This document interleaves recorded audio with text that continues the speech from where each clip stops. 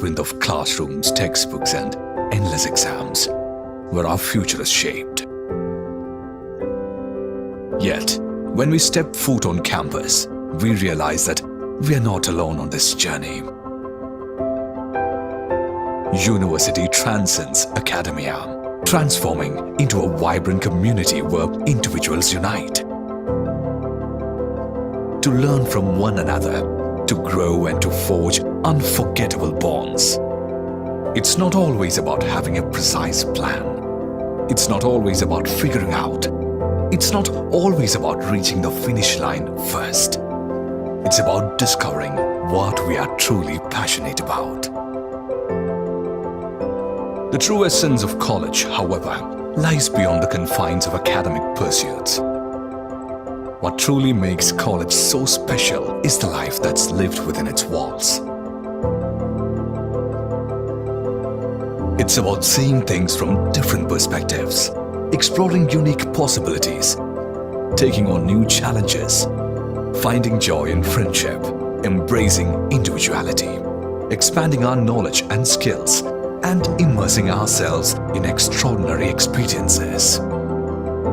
It's a path that teaches us about resilience, courage, and determination. A quest that allows us to pursue our goals with purpose and clarity. A quest that helps us find balance, happiness, and fulfillment. A transformation that inspires us to live with intention, curiosity, and joy. A trail that leads us to a deeper understanding of who we are and what truly matters. It's a journey of self-discovery, where every experience shapes us into the best version of ourselves.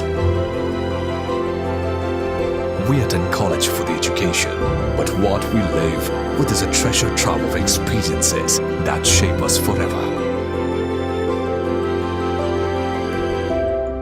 Experience a whole new world of academic excellence in a global environment.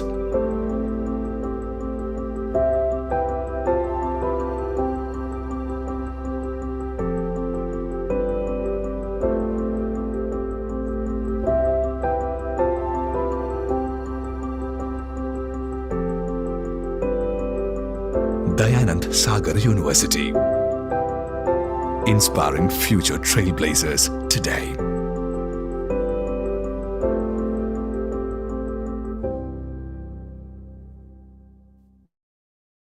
So we are good to go live.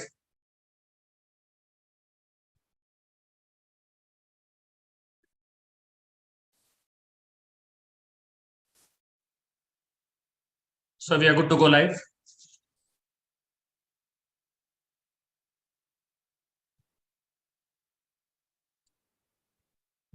A very good morning to all of you. I am Srinivas Shinde, the Chief Marketing Officer at Dayanand Sagar University, and I take pride in welcoming all of you.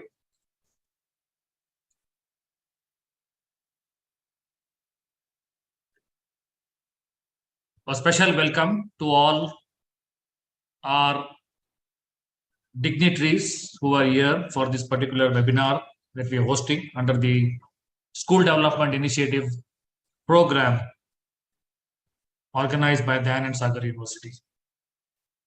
A warm welcome to all the teachers, principals, and educators to this session on depression, symptoms, and the remedies offered by Dayanand Sagar University under its School Development Initiative. Under this SDIP initiative, we are closely associated with more than 2,000 plus schools on a pan-India basis. And since the last 2 years, we have been working on various topics, be it personality, mental health, national education policy, and also on certain core academic topics to improve the professional abilities and achieve the teaching learning goal for long-term career success. We are consistently striving to provide high-quality training sessions for teachers and educators. Today we are here. We are going to hear the experts on this particular topic, which has been revolving around for quite some time, whenever we visit a couple of our partner schools, we have been hearing this off and on that we would definitely would want to hear some experts on this particular topic of depression, especially on symptoms and remedies. So here we are today. We'll be talking about depression, a major depressive disorder, which is a common and serious medical illness that negatively affects how you feel, the way you think, and how you act. Fortunately, it is also treatable. Depression causes feelings of sadness and or a loss of interest in activities you once enjoyed it. It can lead to a variety of emotional and physical problems and can decrease your ability to function at work and at home. Depression can affect anyone, even a person who appears to live in the relatively ideal circumstances. Several factors can play a role in depression. Depression is among the most treatable and mental disorders. Between 80% and 90% of the people with depression eventually respond well to treatments. Almost all patients gain some relief from their symptoms. Well, to understand this more, let me introduce you to the distinguished speakers for today's session. I start by introducing Dr. K.N.B. Murthy. Sir is the Professor for Computer Science Engineering and the Vice Chancellor at Dayanand Sagar University, Bangalore. Sir has been the former Vice Chancellor at PES University, Bangalore, and holds a bachelor's degree in electrical power engineering and a master's degree in electrical engineering from Indian Institute of Science, from Indian Institute of Technology, Madras. Sir has worked as a research specialist in parallel computing at New Mexico State University, US. Sir is the former member of Karnataka State Higher Education Council and the academic senate member of IIIT Dharwad. Sir, a warm welcome to you. Thank you, Shinde. I take the opportunity of also welcoming Dr. G. Vikram Prabhu. He has done his MBBS from the Kasturba Medical College, Mangalore. He has completed his MD in psychiatric at the Indian Institute of Mental Health and Neurosciences, Bangalore. Subsequently, he did the further training at Washington University School of Medicine, St. Louis, USA. He is currently a consultant psychiatrist at the Sagar Hospitals, Bangalore. Sir, a warm welcome to you. Thank you. Thank you so much. I also like to introduce Dr. Sakshi Kaul. She is a teaching faculty at one of the leading universities. She is a PhD in the field of positive psychology. She has worked in the field of psychology as a counseling psychologist, learning facilitator, professional trainer, and a coach. She has an experience of more than a decade in academic and industry. She believes learning should be an ongoing and got certified as an NLP practitioner, human right and nutrition specialist. Besides academic research writings and paper publications, book chapters, she also writes poems, prose, and inspirational quotes. She has published a book titled Metamorphosis, a compilation of her poems about life, experiences, and psychological disorder. A very warm welcome to you, madam. Thank you so much, sir. So here we are, we proceed, and I would like to invite the Honorable Vice Chancellor, sir, to set the context and to share his views. Over to you, sir. Thank you, Shinde. Respected co-panelists, Dr. Vikram Prabhu, Dr. Sakshi Kaul, Mr. Satish Kaushik, and respected principals and teachers who joined this info session or webinar organized by Dayanand Sagar University under School Development Initiative Program. I'm extremely happy that the admission department of Dayanand Sagar University, under the leadership of Ms. Shinde, has been organizing several programs for the benefit of the school principals, teachers, the administration, several things. I'm also happy to note that these programs have been well received and also being encouraged by our colleagues from the various schools. I'm happy that this initiative gives some platform for all of us to exchange some ideas and also take few points back home and use some of them so that we'll be able to address some of the issues. Honestly, I'm not a qualified person to speak on this topic for two counts because I'm not a trained person in this area. Second, I never went through any of the depressions or anything in my life. I heard of depression only in the weather. I never heard of depression elsewhere. Therefore, I'm not a qualified person, but holding the position of the Vice Chancellor, the Shinde has given me an opportunity to be with you this morning and say a few words. I was just going through the various websites to understand what this is all about. The answers or the responses that I got from the web, there are several, but some of them I am trying to put out here and leave it to the experts to tell you more about it. One definition is if the sadness or sad mood persists for a long time, if it is going to interfere with the normal day-to-day functioning, it's being considered as a depression. That's one definition. It's the simplest definition that's been given. Then I looked at what are the kind of symptoms. There are several symptoms. One symptom is people feel tensed all the time. People seem to be nervous, restlessness, unable to cope up with the change of pace. Either they think that things are moving very fast or very slow. Then sleep disturbance, irritability, lack of concentration, loss of appetite, and overeating, also overconsumption of food is also some of this. But sometimes these are the symptoms which we normally have. They need not be taken as if these things persist for a longer duration of time, possibly we can look at that. We need to go to experts and get this diagnosed and get the treatment. What are the possible reasons? One is a symptom, the second is the possible reasons for this.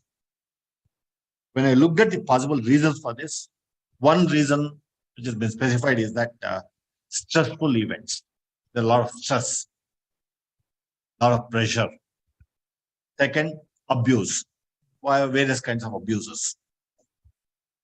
Then loss of a person who is close to individuals, financial losses, unplanned life change. Suddenly there's a change in the life. Suddenly we get into a new place over there and we would like to work in that environment and live in that environment. These are the kind of reasons that are put out. Then they're also being categorized as the various suggestions, solutions, etc. What works in one person may not work in the other person. But general experts would be able to tell you what's the right solution to be followed, how to do that. One suggestion that's been given, one solution that's been proposed, or the remedy that's proposed is to exercise. Do the exercise regularly. meditation, socializing, music, several others. And more or less, these things were there in our school activities also, because we have the physical education kind of period. We also have a music kind of thing. We also have a meditation kind of thing. We used to do prayers and other things are there. There used to be socialization in the curriculum, etc. And there are also some things which I was trying to look at. Who are the people who are going to be? Mostly they say, the internet says, neuroticism and the introversion are the kind of people who are prone to this. Then also looking what the Ayurvedic medicine says about this. It says is a kapha imbalance, meaning heaviness, sadness, general stagnation. These are the kind of definition given. What was the solution that's been followed? What was the kind of method that was followed in the ancient India? Therefore, one treatment they were calling it as calming treatment. That's what the internet says. Of course, I'm not qualified. I'm just trying to speak out few things which I've noted down from the internet. I'm not a qualified person. However, the experts will tell you what it is. My strong belief is the following. What I follow, what I strongly believe. Personally, I believe these kinds of things are of new origin. These things were not present in the ancient Indian system. Not many instances were found. There may be few stray instances, but not regular. But here today, it's much more predominant. What were the reasons for that? I was just looking at the kind of reasons for not having any depression in the ancient India. Not many instances. One of the main reasons for that was a joint family system. Joint family system was a system which was providing enough opportunity for socializing, enough opportunity for speaking, enough opportunity for people to share their problems, share their issues. But that joint family system is no longer there today. Therefore, we keep most of the things for ourselves. Start thinking about it all the time. Start imagining something which may not exist or may not happen. That's one of the possible things. Second, the ancient Indian system had what is called as meditation kind of things. There are temples, God, praying. Meditation was the one which was being used as a tool for calming down the mind. Start believing in something. Nothing can happen. I'm sure everything will be all right. I think that kind of confidence building measure was also there in the system, as a part of the system. The third thing that I also see is that in the ancient Indian education system, or all over the ancient systems, we had what is called as having the nature as a part of the life, where we used to get an opportunity to go to nature, do something or the other, play, do activities in the nature. There was some kind of opportunities were there. Then there are also pets were also there in the houses. I think I remember having a cow in my house, having set up buffaloes in my house. I had a dog in my house where I used to play with it. Therefore, I used to play with the little ones. That was a great opportunity for me to relax. Then there also, the ancient Indian system particularly had lots of festivals. For everything, there is to be a festival. There is to be a festival at least once in 15 days, once in a month, something of that type. Thereby, The relatives and friends used to come together, dine together, cook together, play together.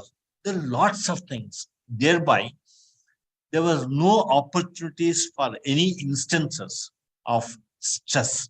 Because even if there's anything, possibly people used to share. Therefore, there's another system which was there in the ancient system.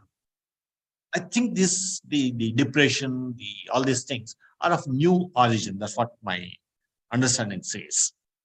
The last point I would like to touch upon is that there were several. I think that's the kind of thing, the festivals. There used to be something or the other for socializing.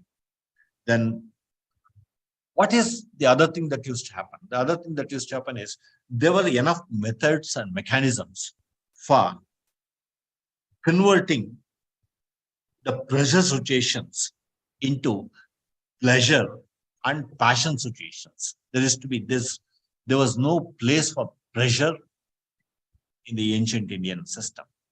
There used to be a lot of pleasure, there used to be a lot of passion. That's what is now. I think I'm sure the experts would tell you more about this. The last point I would like to mention and stop and request the experts to take over is that now there are lots of research that's going on. Extraordinary research that's going on. One area of research is purely to identify the symptoms. The other area of research is purely to find the reasons for getting this. Then the third research area is forms of depression, types of depression, like MDD, PDD, there's so many things, variety of this. Then there are also lots of research that's going on to find out which is the age group which is amenable for these kinds of things. Then what are the stages of depression? Stage 1, 2, 3, 4, whatever. There's lots of research that's going on where it's possible for the present day medical systems to identify and also propose the solutions. I think possibly this is the kind of situation that we are in. The objective of this webinar is to provide some inputs to the teachers and principals. How do we identify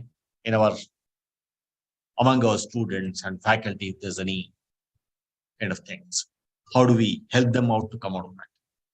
How do we build the environment in the school so that there's no place for this depressive moments at all? Can we do that small exercise of improving the environment, all put together, creating that ambience? I'm sure the experts would take over and tell you a lot about this. And again, pardon me for speaking, though I'm not qualified to be speaking on this topic. Whatever I felt, I put on a few points. And I stop here by thanking the organizers for giving me this opportunity amongst the distinguished panel and also eminent principals and teachers in this gathering. Thank you. Thank you very much. Thank you so much, sir. Thank you for setting the context. I now would like to request Dr. G. Vikram Prabhu to please take over, sir.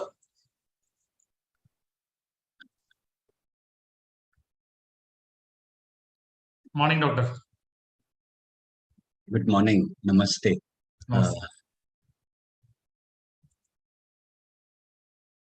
Am I audible and is the screen reasonably visible or is there a glare? It's not. Yes, screen is visible, sir. You can go to the presentation mode and present it. Okay. Thank you. First of all, I would like to thank the organizers, the Dayanand Sagar University and the University Vice Chancellor, Dr. Murthy. I would also like to thank Mr. Shinde for coordinating and getting in touch with me and facilitating it to this level. I must thank my co-panelist, Dr. Sakshi Kaul and Mr. Kaushik also. And of course, how can we do this webinar without the participation of all the school principals and teachers? Actually, I really liked Dr. Murthy's opening remarks. It was simply excellent, and it set the general tone. Once the first speaker sets this kind of a tone, I think everything else follows. And I'm so happy to have heard him. I'll tell you why. It was a very broad view that he took.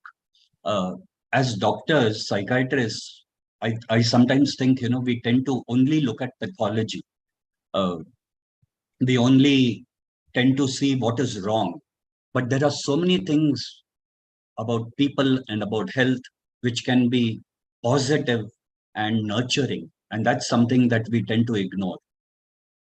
And that's understandable, because we go to a hospital or a doctor or seek professional help from mental health professionals only when there is distress or there is something wrong, isn't it? Otherwise, there are so many other things to pursue. But unfortunately, in recent times, the incidence of what we call non-communicable illnesses has increased. Maybe prior to the advent of antibiotics, infections were a major cause of morbidity and mortality. It still is an important factor, but there are a lot of new, what we would call in quotes, lifestyle diseases. For example, diabetes, hypertension, all these have really, increased. And unfortunately, we have the dubious distinction of being labeled the diabetes capital of the world. Similarly, so many other illnesses, with the increasing prosperity, it's also bringing its share of problems. I thought I'll take a slightly different view or approach in my presentation. As I said, we always talk about illnesses, but since I'm addressing teachers and the principals, mostly educationists, and I'll tell you, it's a very sacred profession because you can mold. You're basically, we use the phrase "catch them young," and that's what you people are doing. Probably you can shape the future health and productivity of the entire nation, because you're doing something which has the ability to change the trajectory. Where would you like the trajectory to be? In what direction? Of children at large who will be adults. So that's why I thought I'll tailor it a little bit. I won't make it all pathological. And I also think it will probably help you as individuals for your own personal growth and your relationships. And also, if I put in some, I wouldn't say put in, maybe draw your attention towards certain aspects of mental health, then you'll become aware. I want to create awareness. And that awareness will probably help you to deal with students better. And what I liked about Dr. Murthy's presentation was, the word resilience was used, in the introduction. I just want to joke here a little bit. You see, when I was looking at the screen, it said Dayanand Sagar University. Can we create individuals, a sagar, an ocean of daya and ananda, compassion, empathy, and ananda, that is joy. And the university has the word universe. I think the change can begin from us from the school or the college level. So we'll get going now, and I'll start my screen sharing. Okay, so I've titled this as Towards the Science of Mental Health. So this will set the tone. I'll just run through a few slides and then come to depression. And I hope that we can have a fruitful interaction and more of questions. Otherwise, I think a lot of us, meaning doctors, psychiatrists, tell a lot of technical points. But what is the practical utility of all this to you? I think this Towards the Science of Mental Health should help you more in practical aspects. So,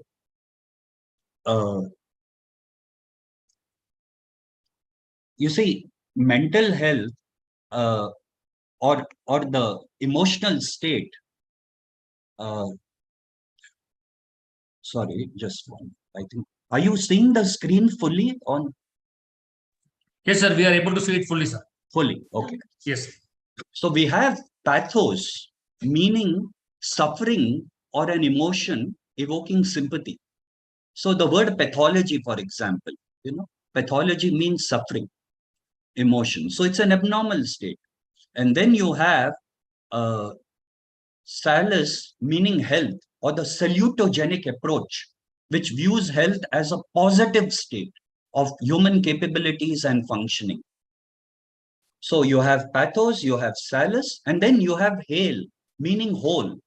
Now, this is something which is more than just, I say I'm okay.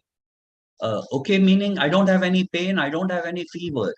But can it be a positive state?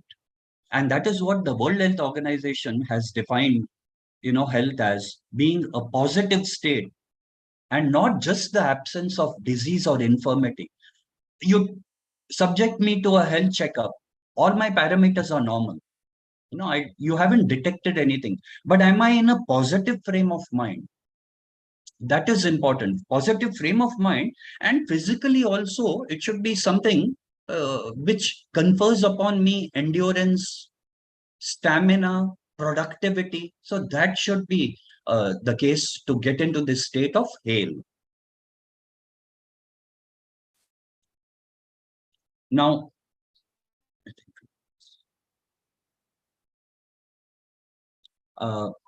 you see, in 2004, the World Health Organization spoke about health being not just the absence of psychopathology or abnormal thoughts, but the presence of sufficient levels of emotional, psychological, and social well-being.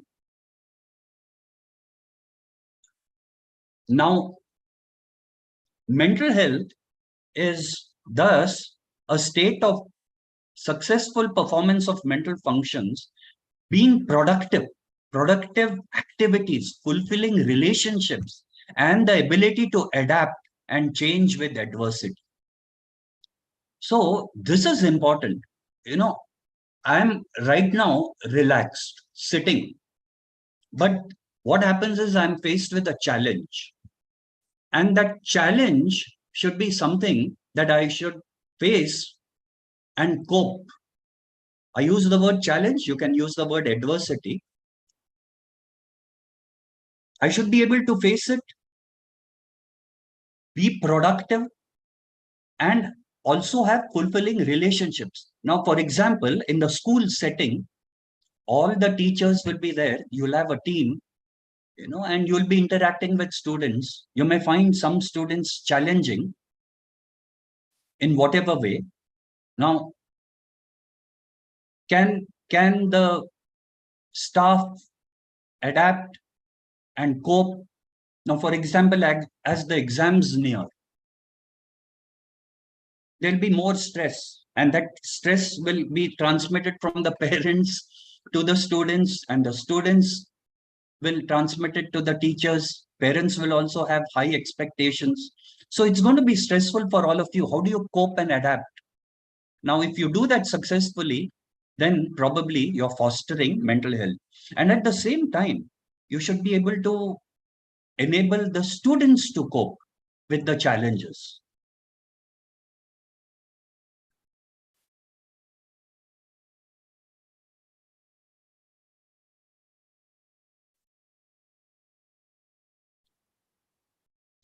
I think there is some glitch. Now, Yeah, it has moved. Has it moved? Okay. Yes, yes. Okay. You see, the World Health Organization, this is a definition of health. What is health? Health is not the mere absence of disease, but it's a positive state of well-being. And this state of well-being should be physical, mental, and social. Some people, it's a bit controversial because you have communist countries which will say you shouldn't include spiritual, but a lot of people feel there should be a spiritual well-being also, and they should be able to contribute. You see, that is very important. That is very important. Contribute to the country, to the community, and make a difference. That, I think, is something that we should factor in. And I would strongly suggest that when you speak to students, encourage them by saying that they can make a difference in whatever area they take up. Gone are those days where only medicine or engineering or science, everything has scope now. And with the production sector or the service sector all opening up in our country, I think everyone has a place and opportunity to contribute and to make a difference. I think this is something that we need to instill. In other words, someone may be poor in maths or in a language, but we say you have a place, identify your strengths, and you also can contribute. How to raise people's self-esteem, students' self-esteem. Now, this word, eudaimonia, in a Greek, it's a Greek word translated as happiness and welfare. Now, this is something new. When I was a student, we didn't pay much attention to all these concepts of human flourishing. We can exist, we can live, but can we flourish? And that is a state of blessedness, progress, blessedness. We can use the word bounty. We say we had a bounty harvest, ordinary harvest versus a bounty harvest. So can human beings flourish? So this is something which is positive. Positive psychology has emerged as a prominent force. So some of the dimensions are self-discovery, perceived development of one's best potentials, a sense of purpose and meaning in life, investment of significant effort in pursuit of excellence, intense involvement in activities, enjoyment of activities as personally experienced. Now, I want all the teachers to pay attention to this. Can you make learning an experience of self-discovery?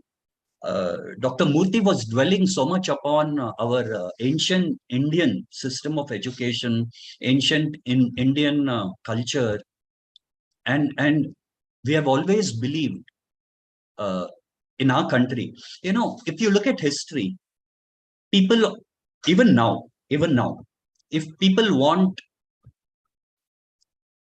materialistic acquisitions, we always head towards the West. But if one wants to discover oneself, go within, they always come to India. You just see, there are so many people who come to this country in the search of self-discovery.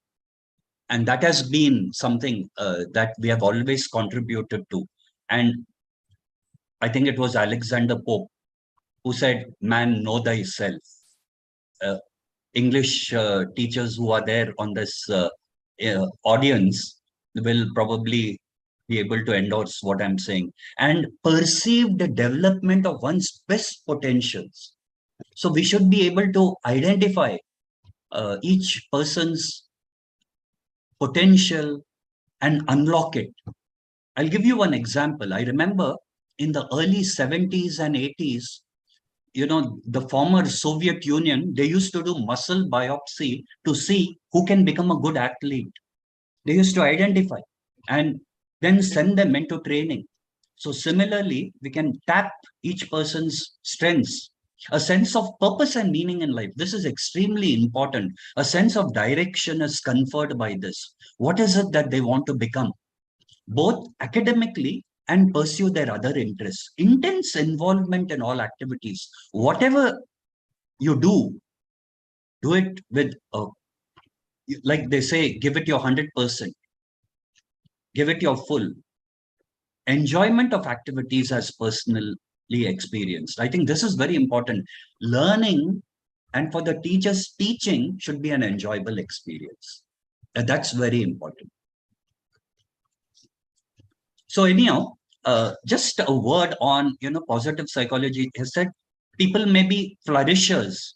Flourishers have positive emotions, positive psychological and social functioning, whereas languishers have negative states of experience and emotion. So they may be vulnerable to depression. Flourishers may be less vulnerable to depression, and they grow.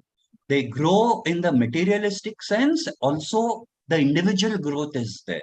Whereas languishers, they may have negative states of emotion and experience, and they may be vulnerable to depression. So what I'll do is, I'll skip this. Right. One more concept that I wanted to bring to your notice. See, this is also something more recent. It wasn't there when I was studying, and that is the concept of emerging adults. See, since you're all dealing with the students, we typically think, I've had a lot of boys, especially, who will bring their parents to me because they're quarreling at home. And the grouse is that I should get a bike now because I've turned 18. I'm an adult now. I can get a driving license. I can vote. I can get a PAN card. Well, I also thought the same way. But there is this concept. Do you become an adult? Legally, you do. But developmentally, as far as the brain goes, there is this concept of emerging adulthood.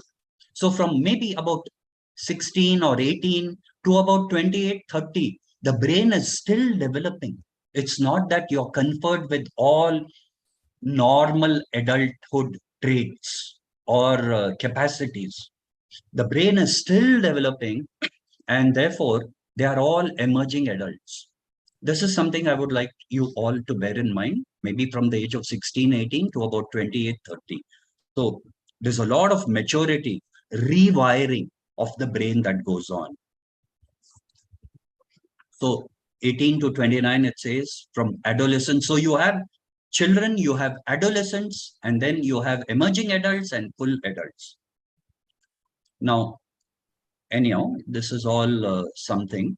And emerging adults are beginning to struggle with important life choices. See, all this I'm mentioning because it's stressful for the students, stressful for all of you also. If you're able to know these facts and also have some knowledge about how to handle them, I think your professional life in the classroom setting, in the college or the school setting will become more, productive, and you'll know what to do. Otherwise, sometimes we become directionless. So this is the stage when career, life partner or marriage, this may be for PhD level or graduate, but there are people, for whom 22, 25 marriage also becomes a consideration. And what constitutes success? See, everyone wants to be successful, but what constitutes success? This is something that needs to be imparted, or not just imparted, they need to think for themselves. So the constraints of childhood are gone, but the full adult responsibilities of career and family are yet to be shouldered. There's a lot of uncertainty. There are many choices which can be overwhelming. There is a fear of trying, not trying and fail, failing.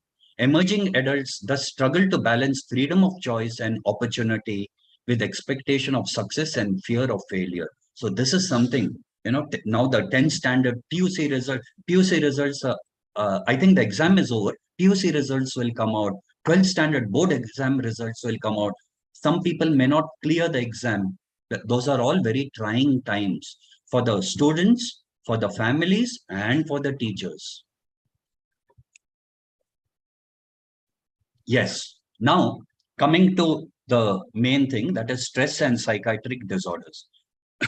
Dr. Murthy, stress. I'll say one thing, that stress is a very popularly used term. Being a professor of physics, there is stress even for metals, and there is metal fatigue. That is something that is known. Of course, human beings also go through stress, and we all experience it sometime or the other. But the problem is determining what constitutes a stressful environment, and what is stressful for one may not be stressful for another person.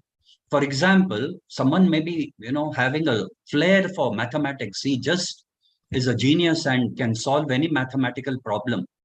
But when it comes to public speaking, the person may have a problem. Let us say he's asked to participate in an elocution or a debate. That may be very stressful. Someone else may be a very good, essayist. But when it comes to maths, it may be stressful. So the stress is relative, and it is different for different people. But some events are stressful to all. For example, death of a loved one. Those are universal. So I want to draw your attention to this term, allostasis. All of us will go through stress, and we all have a capacity to deal with stress up to a certain point, and the body is capable of adjusting. In this context, I would like to say that each individual may have a threshold, and when the threshold is exceeded over a period of time, there is wear and tear, and the body gets overwhelmed. And chronic stress is not good for the body and the brain. So something about stress management, probably I'll do one thing. I'll skip this because, yes, resilience is very important. And probably I'll skip this also. We can always take it up. I'll come to the depression part. Yes. See, this was all the setting. Does everyone become depressed? Theoretically, it is possible. But before we get to that, what is depression? So we consider depression to be a mood disorder. Dr. Murthy really said, even before I joined psychiatry, for me, depression meant depression in the Bay of Bengal. We'll get all these cyclones and bringing rain to Bangalore. So that's the depression that we know of. But here in a clinical setting, depression is a mood disorder. And it is not just sadness, but it is persistent.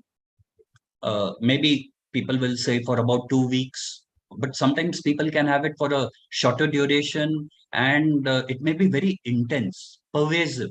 There may be also irritability. Now, this is something I would like to draw the attention of all of you.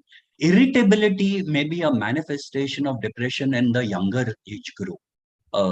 Not just snapping occasionally, but persistent irritability, and it may be a change or a departure from what the student was earlier. Student was cheerful earlier, but now has persistent irritability for small triggers and loss of pleasure, the inability to enjoy. So basically 2 things: sadness or irritability in a lot of people, and loss of pleasure. Those are the cardinal features, I would say.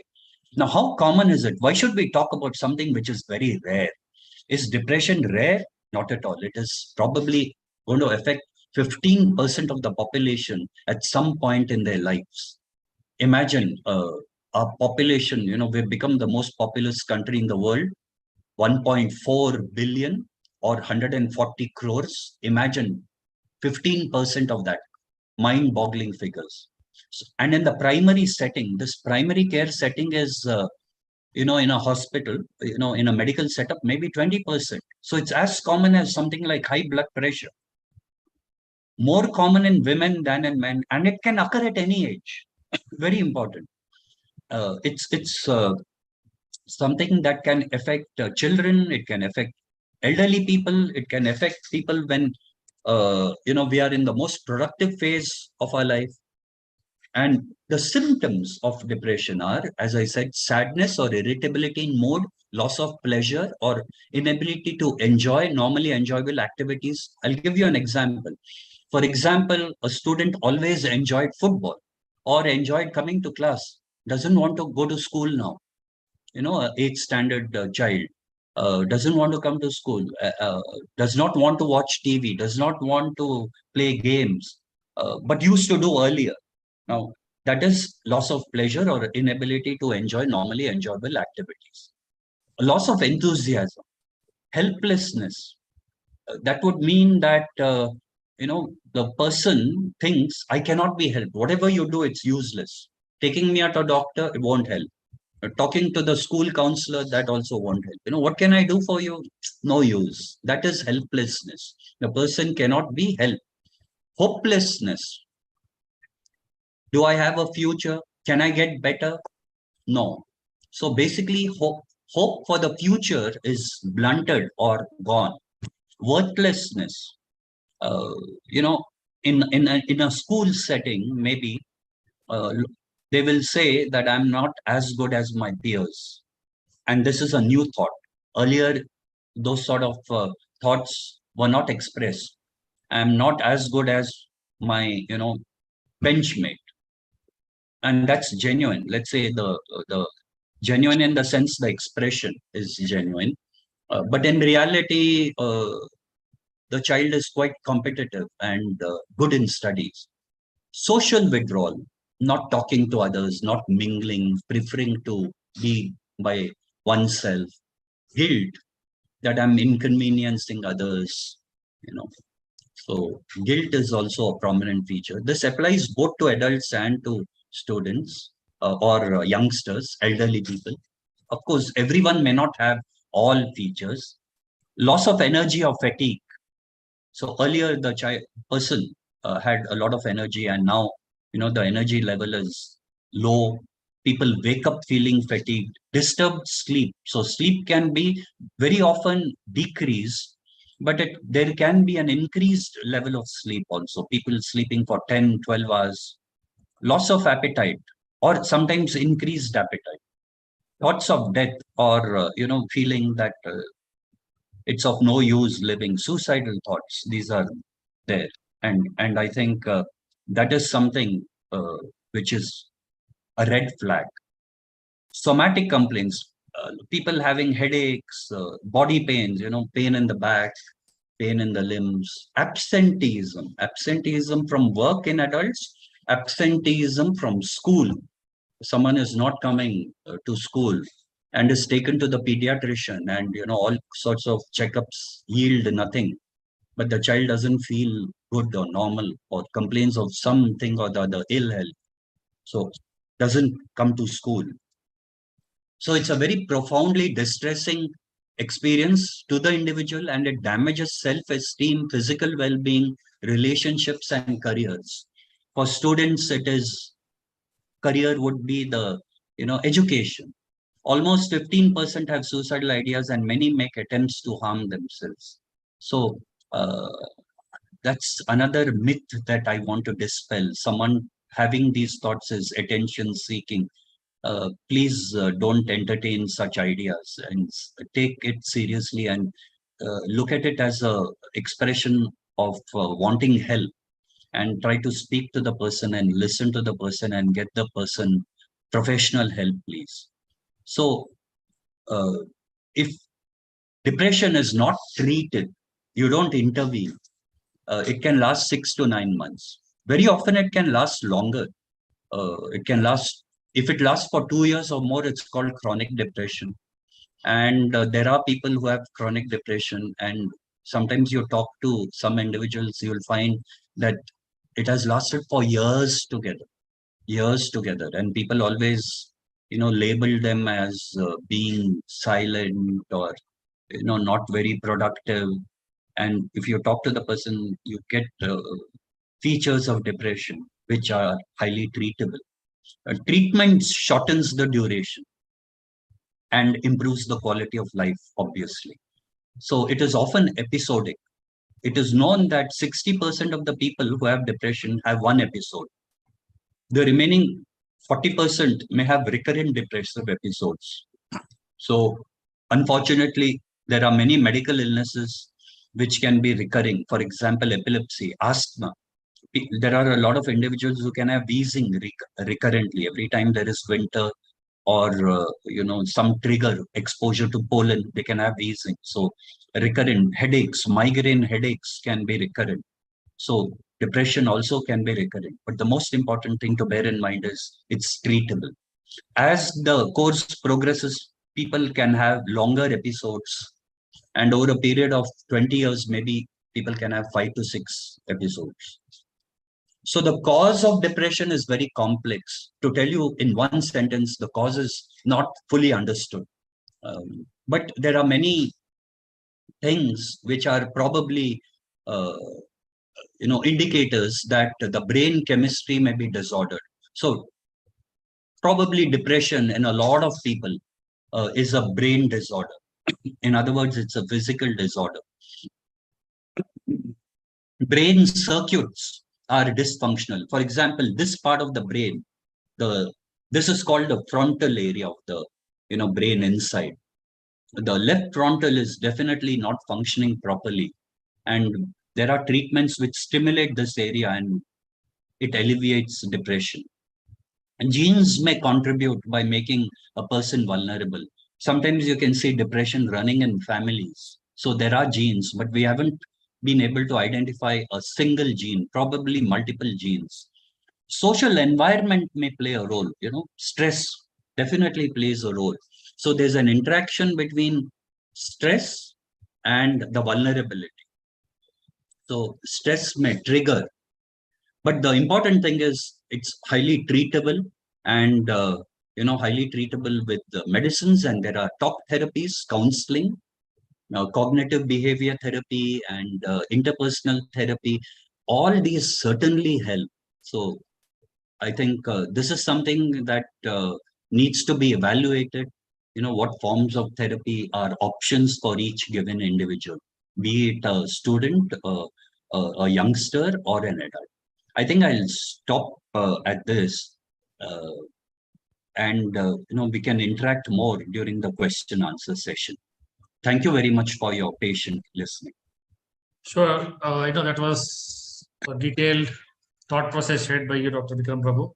I also request all the participants that we have provided a Q&A box, and you can start keying in your questions there. And as the speakers are free, they will also be attempting to solve it. And I am also making notes of certain questions, which we will definitely take it up after the presentation done by Dr. Sakshi Kaul.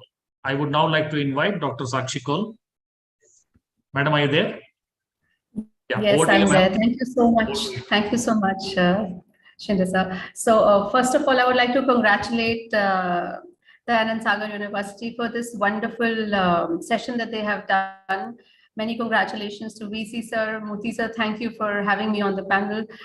Thanks to Dr. Vikram Prabhu. I feel very honored to be sharing the dais with an eminent psychiatrist. And I think he's already set the tone very beautifully about how whenever we are talking of psychological state or disorder,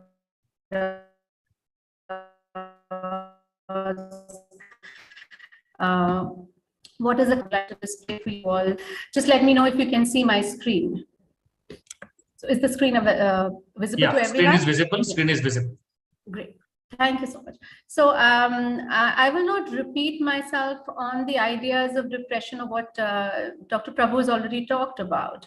But for a layman, this is how I just was looking at how the depression looks like.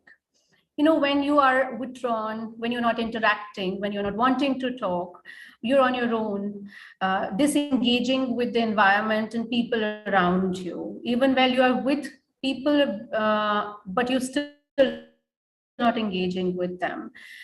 This can occur to almost anyone and everyone.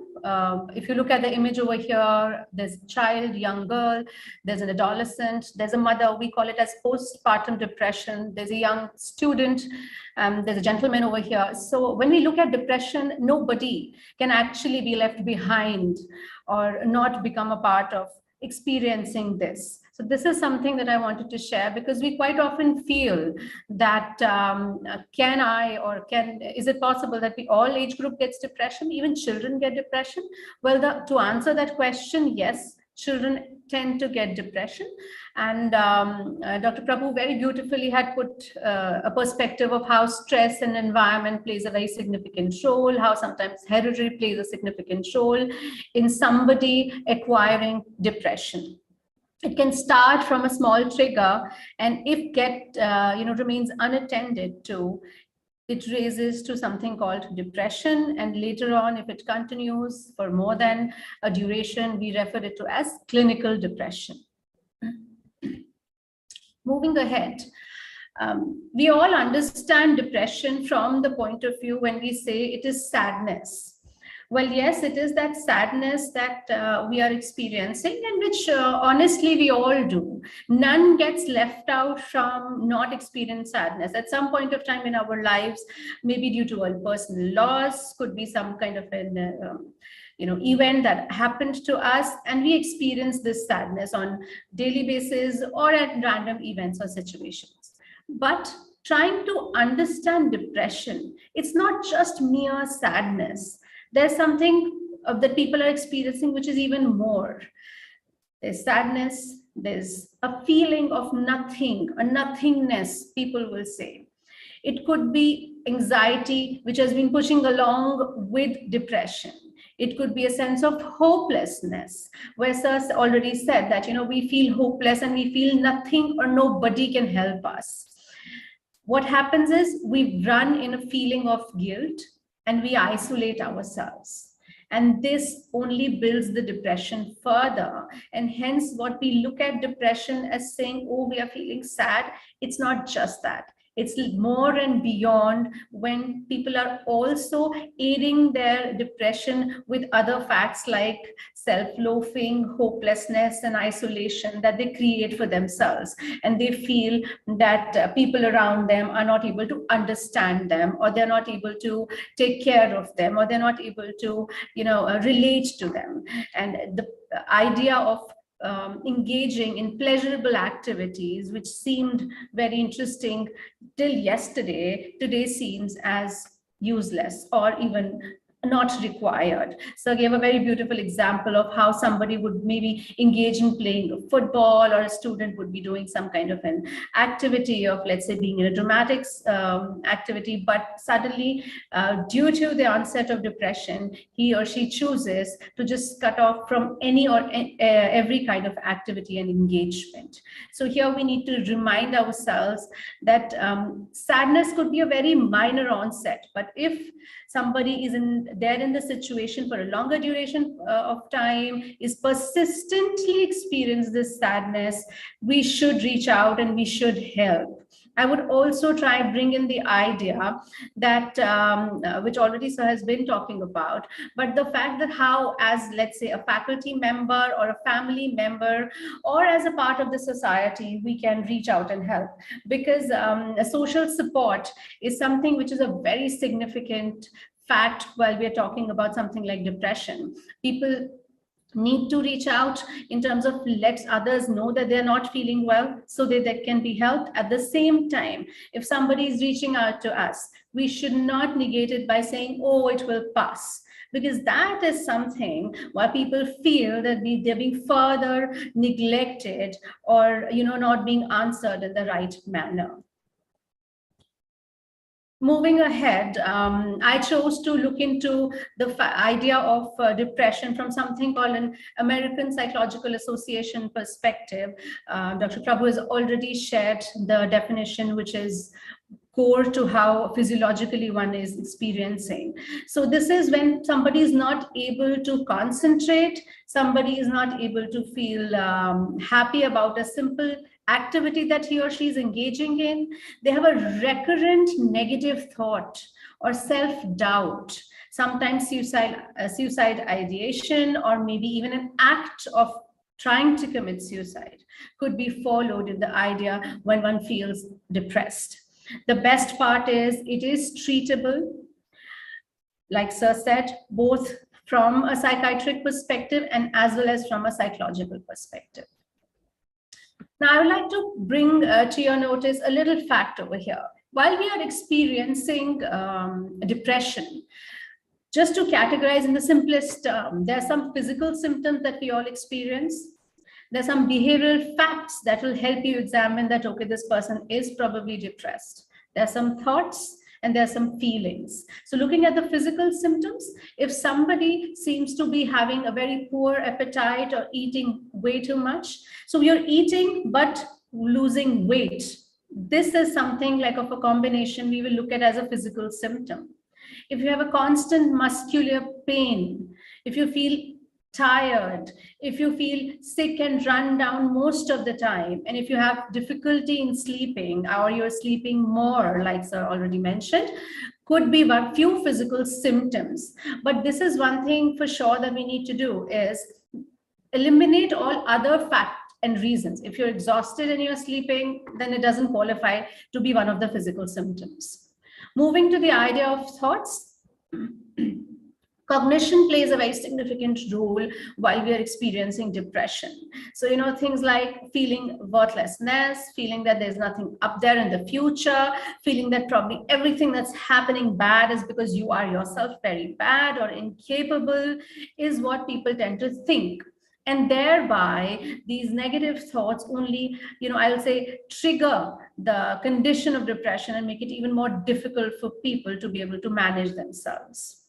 In terms of behavior, a withdrawal behavior. You don't want to engage with people, be it verbal engagement, or you don't want to engage in activities, something that you were willing to do earlier. You find difficulty in concentration, and you feel that others are not engaging with you or are not giving you importance. Sometimes it's also we feel that other people are doing things to us, and that is why we are feeling unhappy.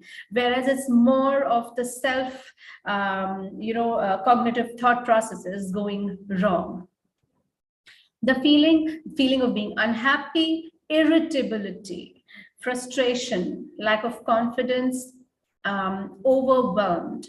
And like Sir said, the trigger can be from something very basic of a stress that it starts with, and it gets prolonged to the extent that it further causes depression in us.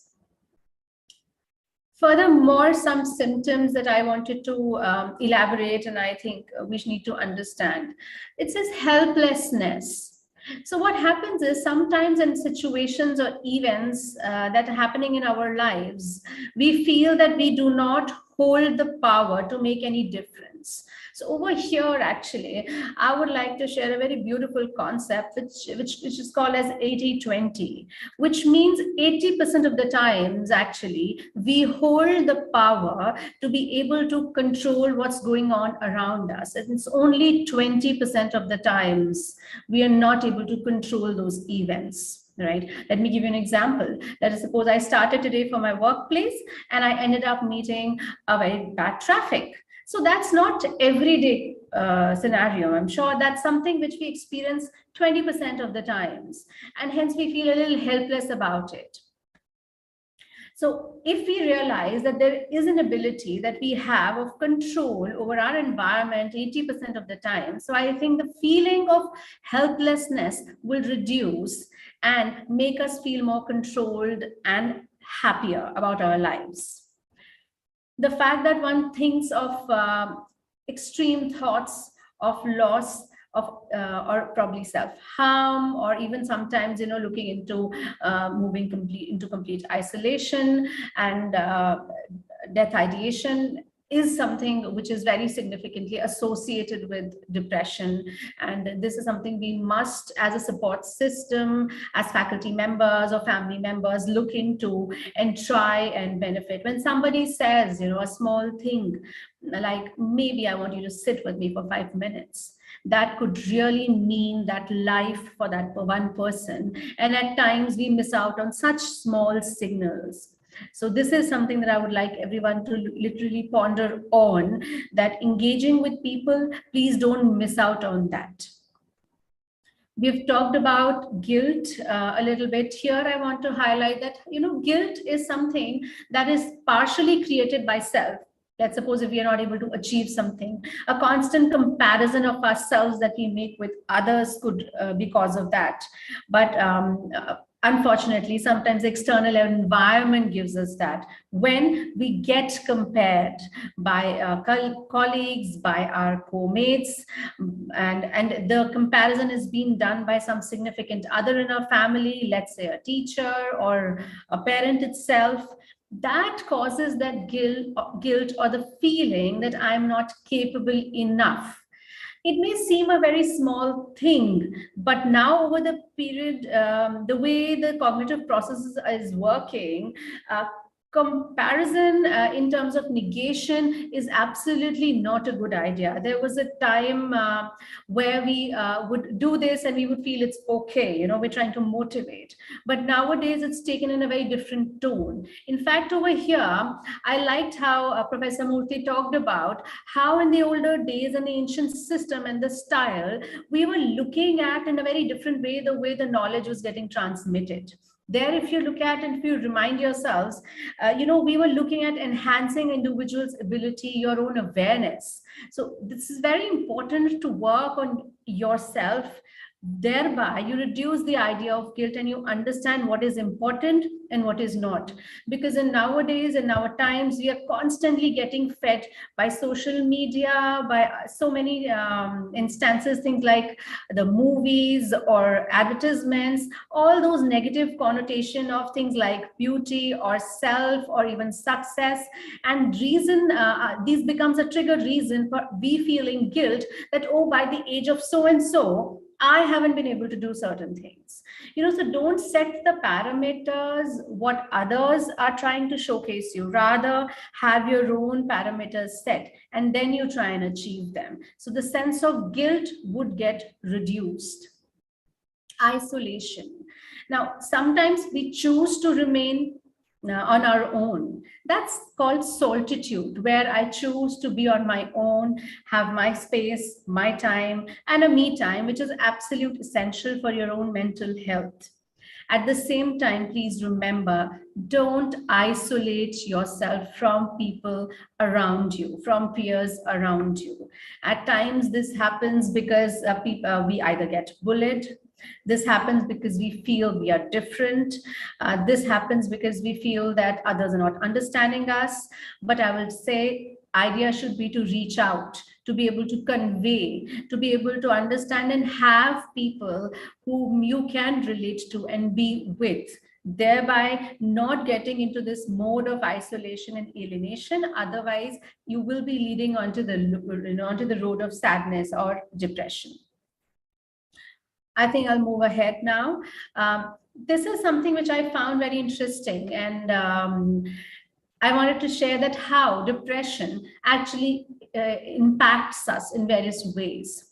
Some behavioral implications could be clinginess and individual experiences or wants to constantly be with some people or have somebody around, because the moment they're on themselves or alone, they feel all the negative thought processes and have all the negative mood affects that they experience, and hence feel that they are sad. Also, body aches is something which we usually have, but we need to understand that they could be also part and parcel of while you're experiencing depression and should not be negated easily. if you're living in a prolonged state of stress, I already mentioned, it causes various other concerns which are physiological. At the same time, it adds to things like depression. It could lead to something like a very poor appetite. May not necessarily that you're not eating is part of the symptom, but because you're depressed and you stop eating and it leads to a poor appetite, it leads to a bad physiological state. So this is something also we need to understand, that how sometimes the symptoms and the action or the behavior becomes cyclic in nature, only kind of enhancing the problem around us. So we need to be very wary of how we are behaving and how we are cognitively functioning, and try and strike a good balance between both. There's a please don't that I have over here for each one of us. And that says that please don't ignore. Don't ignore somebody who's walking up to you and saying that I'm feeling sad, or I'm feeling depressed, or I'm unhappy. And, don't tell them that, oh, it will pass, so it's absolutely fine. Sit with them, talk to them, recommend them to a psychiatrist or a psychologist if required. Let them talk, because talking is very essential and helpful. We call it as catharsis in psychology, where once an individual does their talking, shares their emotion, he or she feels better. Diagnosis, please do not diagnose from your side at your end. Let the process be left to the specialist. Let the person get diagnosis done from a psychiatrist, psychologist, and individually we should avoid doing that, because we may have a negative diagnosis, and which will actually may further cause more anxiety to the person. So instead of trying to help them, you're trying to make them more anxious, or you're adding to the stress in their life. So at some point of time, if you feel somebody needs help, recommend them to go to the specific kind of a doctor. Could be a psychiatrist, could be a psychologist, but please do not do a self-based diagnosis at all. I've already said this, but one more thing, do not compare. No two people, no two cases can be same. Even while somebody is experiencing the sadness, the reason of sadness for both the people could be very different. Hence, we need to acknowledge the fact that no two cases can be compared or should be looked into from the same framework. Last but not the least, it's a fact. If they're saying they're sad, if they're saying that they're feeling lonely, if they're saying that they're feeling hopelessness, it's a fact. They are not faking it. And we need to recognize it. We need to respect the fact of what is being told to us. I also wanted to bring in one fact over here. Lot of conditions. There was already a question that I saw in the box that they were asking about how anxiety can be managed. I'll try and answer maybe a little later. But to tell you a fact that there could be a coexistence, which means one could have depression and one could have anxiety, or one could have either. When two conditions exist together, we refer it to as a comorbidity. Then we say the severity of the situation is a little more grave than maybe in the single condition possibility. Now here, if you already see, when we say physical symptom of depression, we are talking about tiredness. Over here, and when we look at anxiety and it says the physical symptom, it's saying sweaty or dizziness. So if you look at the symptoms, they may seem somewhere overlapping or similar, but they're absolutely different. Even when they're talking about the emotional feelings, they're different. So if somebody is feeling depressed, they will feel more hopeless, right? Worthless. But somebody who's anxious will worry more, will constantly be in a state of, feeling anxious about certain things which may not ever happen in their lives, but yet they feel that, oh, it may happen, right? Now, irritability, though, is one of the very common symptoms which is experienced in both the cases. Even the diet is something which is commonly seen. When people get anxious, they either eat too much or they eat too less. So there are some factors or some symptoms, I would say, which are common, yet each condition needs to be looked at differently. I'm sure the panelists on the board Dr. Vikram Prabhu will agree, every treatment has a different medical requirement, has similarly a different psychological requirement, even in terms of using, let's say, an approach like cognitive behavior therapy, CBT. While I'm working with an anxiety, the idea of work in CBT would be different. While I'm working with depression, the idea of working in CBT would be very different. This is a little more of a technical fact. I'll not get too deep into it, but the fact that even depression, it can be of different types in nature. Like if you see over here, it says postpartum depression, which often women experience post giving birth. Though it's said to be a very fulfilling experience as a woman, I will say that, when you give birth to a child. But because there are so many physiological changes that we are going through, so many physical changes that happen to us, that even the psychological bent tends to at times get affected. Hence, delivering a baby can take a toll on a woman and cause her a postpartum depression, where she may feel neglected, she may feel loss of power or sense of her own self, and thereby have depression, which is quite normal and treatable. Once again, I would like to reassure that. And there are other kind of depression, sometimes seasonal, sometimes atypical, bipolar depression, major depressive disorders, and even, again, more experienced by women. That's the menstrual dysmorphia or disorder-based depression that we experience. Now, a little bit talk or focus on how we can manage it. See, the most essential point, I believe, over here is seeking help. Psychiatrists and psychologists are a team that work in coordination just to help people identify their condition, take effective medication if required, and effective counseling processes is done. What you see over here are some small things that you can do for your own self. You know, small things like reaching out to people for help. Please don't hesitate and reach out to your friends, to your loved ones, to a professional for help if you feel the need to. Ensuring that you're getting a good sleep is very important. Sleep for different age group is far more important, especially we know the younger children need more sleep versus we adults. So the sleep should be ensured. A healthy sleep pattern would definitely make us feel more healthier physiologically and psychologically. Moving ahead to setting up of small goals in our lives. Here I would like to bring on the concept given by Seligman. He's basically a proponent of positive psychology, and I having the specialization of the same, I believe he's called a concept called PERMA, where he says that every individual should have a constructive engagement in his life, good relationships in his life, have some goals in their life, have meaning in their life, thereby be able to establish and live a very healthy life.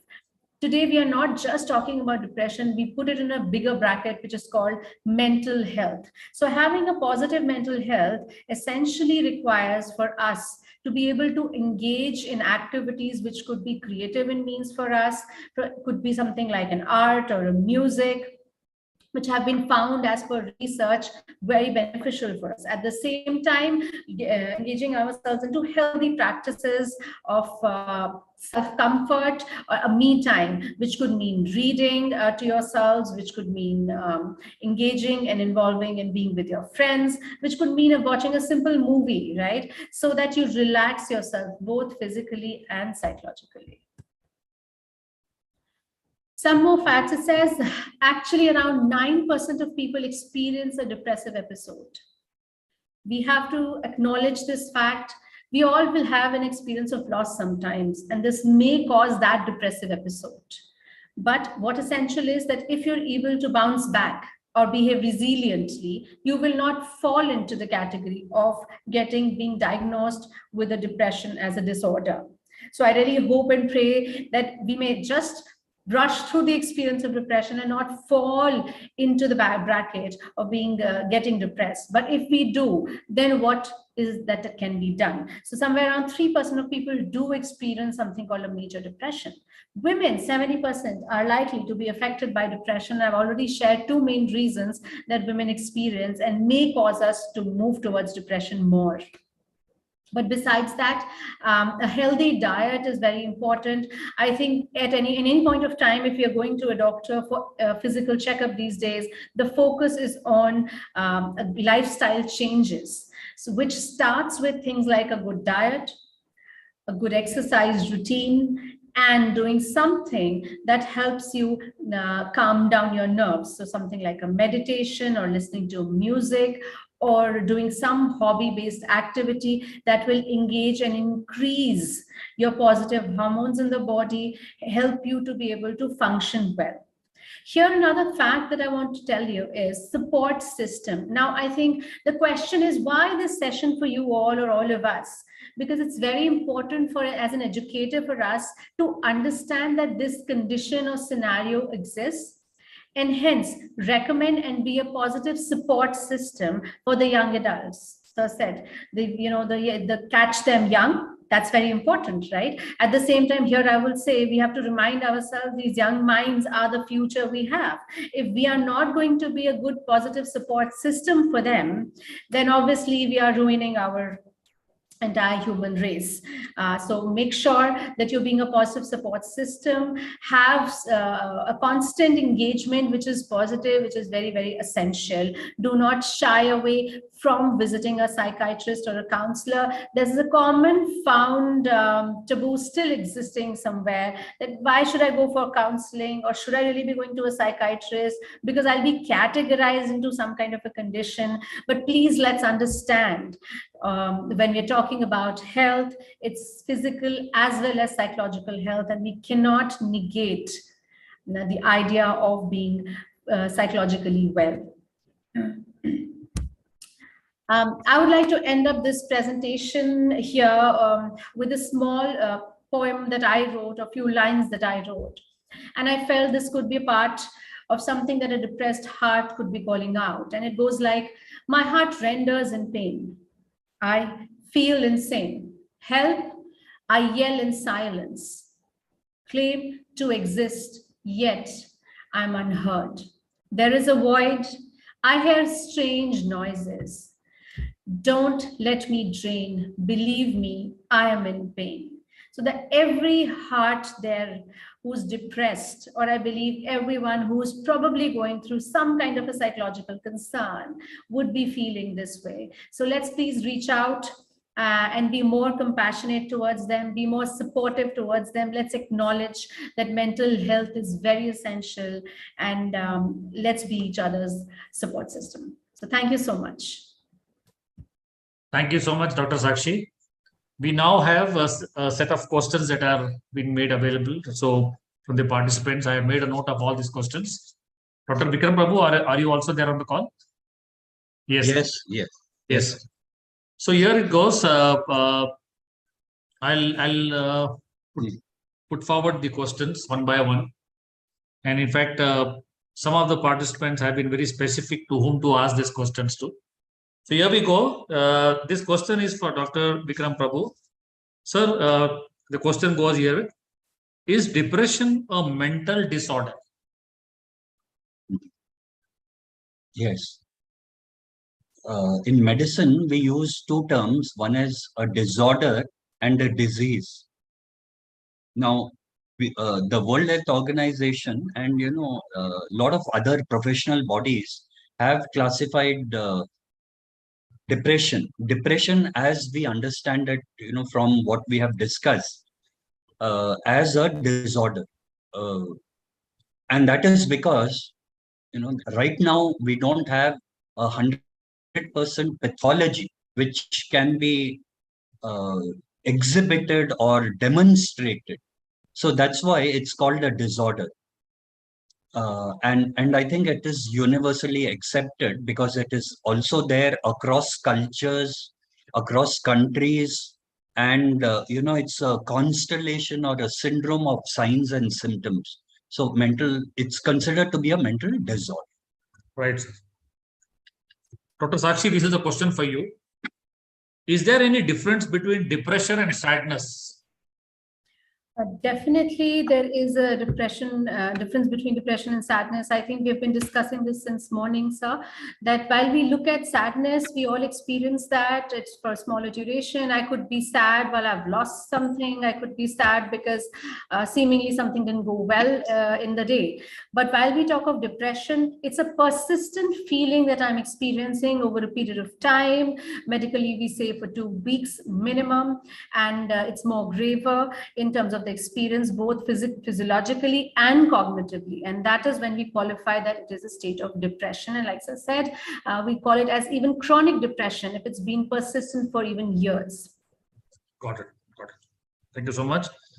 This is the next question for Dr. Vikram Prabhu. At what age can depression occur? As we have observed all across the world, depression spares no age group.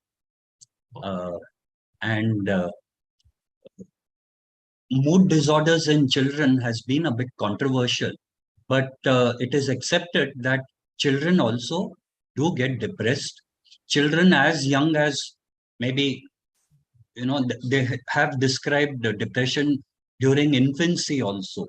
But definitely we can see children who are depressed from the age of maybe 4 or 5 years. It is also known, this is a proven fact, there was this famous person called Jules Angst. He was a Swiss psychiatrist, and he studied children and followed them up for something like 40, 50 years or even more in Zurich. And he documented that a lot of children develop anxiety disorders early on. And when they grow up, a lot of them are vulnerable to depression. Depression can affect both genders. Depression can affect people when they are in the most prime or productive stage of their lives. Then you also have geriatric depression, old age depression. In a lot of them, there may be structural changes in the brain. You can have postpartum depression. Ladies who are, just in the postpartum period, or they have just delivered a child, they can have depression. So what I would say ultimately is that there is no age group that is spared. There is no age group that is spared. Right, doctor. Dr. Sakshi Kaul, this is a question for you. Can depression cause any further complications? Yes, definitely it can cause further complications. That's exactly what I was trying to share a little while ago. When we are in a persistent condition, we refer to it as a chronic condition. And if the condition becomes chronic, it could lead us to lead a life which is unfulfilling, right? It would disrupt with our daily functioning. Somebody might not want to go to work. Somebody might not want to do their basic, let's say if it's a child, he might not want to go to school, a denial from school going. If it's let's say a young adult, we may say that we want to go to work, right? Older people may not want to even eat. Some people get into the state of wanting to deny of eating food. So there could be various negative implications that can come along if we remain in the chronic state of depression per se. And like also I said, there's a possibility of people having suicide ideation, and unfortunately if somebody attempts it and actually gets successful, obviously we are at loss of a life. Wonderful. Thank you so much. Dr. Vikram Prabhu, this is a question for you. Will someone who has had depression have it again?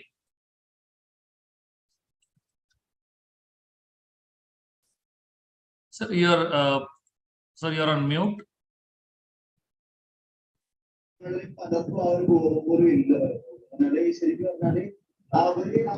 Am I audible now? Sorry. Yes, sir. Yes. As I said, maybe about 15% of the people can have a depressive episode once during their lifetime at least. Now, once they have had depression, there is a chance of maybe about 40 to 50% that it might recur. The remaining 50 or 60% may have it only once during their lifetime. Now, this is something which is very unpredictable. In clinical situations, we see people who will come and say that right now I'm feeling the way I felt 15 years ago or 20 years ago. This is not the first time that I've experienced this, and therefore I decided to seek professional help. So there's a very long time interval between the first and the second episode. But there is this other category called recurrent depressive disorder, where people have repeated episodes. Let us say someone has had one depressive episode, takes treatment, or it goes away on its own, whatever. A person can stay well for a significant amount of time. But in a lot of people, and even if it is 40%, you can imagine the mind-boggling figures. It's a significant proportion of people who have recurrent episodes. Some people may have 2 or 3 episodes. The general consensus is that people who keep having depression recurrently may have about 6 to 9 episodes. Now, this is important to bear in mind because it's treatable. And if you treat depressive episodes, you are protecting the brain from having damage. The earlier question, does depression have other sequelae? Dr. Sakshi Paul very nicely enumerated, what the sequelae are. I would just like to add one more dimension. Why we should treat and prevent recurrent depression. And that is also because it affects the physical health. People may be more vulnerable to developing diabetes, heart problems, dementia. So it is very important to recognize that depression can be a recurrent disorder in a lot of people, and it needs to be treated. But unfortunately, the state of art that we have right now, there is no way of predicting which individual is likely to have recurrent depression or may have only one episode. There is no way of predicting. When I say that, I mean any blood test or any scan. So it's important to be watchful. Got it. Thank you. Wonderful. Dr. Sakshi Kaul, is a question for you. Specific to teenage, how can depression be managed? There's another chat box question that I ended up seeing, and that's actually for Dr. Vikram, but I will club this question over to what you're asking me about teenage. Somebody's saying, what if the cause of depression itself is society or people? So I think this is the answer for the idea when we're trying to understand teenage depression. We have to understand and look into the environment very efficiently. That is the environment becoming a cause? Because nowadays, parents and sometimes even as educators, we put a lot of stress on how and what should be like, or how success is defined, or what you should do.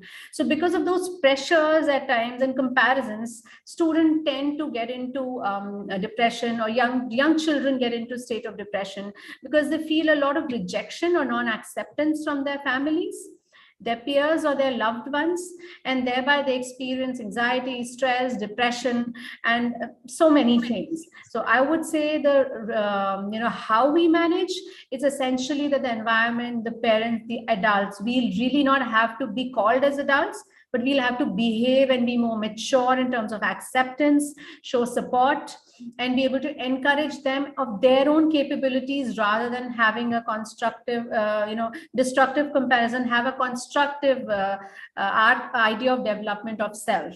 That is very essential. So, got it. While Dr. Sakshi, you are answering, Dr. Vikram Prabhu, there is a very specific question that has been put across by one of the participants. Are you able to see the Q&A box, sir? 1 minute. It is specifically from Mr. Right. Yogambal Ramakrishna. Yogambal That's right. Ramakrishna. I'm able to see.